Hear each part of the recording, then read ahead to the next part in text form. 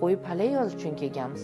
Kelin suv bo'lsa, qaynona un bo'lsinki, ular qorishganda shunday bir ajoyib xamir paydo bo'lsinki, ularni ajratish imkoni bo'lmasin. Endi kamchilik bo'lishi tabiiy. Tabiiy, chunki boshqa xonadondan, boshqa ro'zg'ordan, boshqa uy tutumidan, boshqa munosabatlardan bir nihonni ko'chirib bu xonadonga olib keldik. Kamchilik bo'lishi, u kamchilik ham deya olmaymiz, moslashuv bo'lishi kerak-da. Ya'ni hali aytganingizdek, bu xonadonda bundoq turadi bir narsa, bizning xonadonda bundoq turadi, misol uchun. Shuni qanaqa qilib aytish kerak degan masala turibdi. Shu paytda mana baribir kelinlarga ham mos gap deb o'ylayapman. Masalan, biz boshqa mamlakatga borganimizda, u mamlakatning ichki qonun qoidalariga hammasiga bo'ysunishga majburmiz. To'g'ri. Majbur bo'ysunmasak, bu yerda albatta bizni jazolanadi yo bizni chiqarib yuboradi u yoqdan.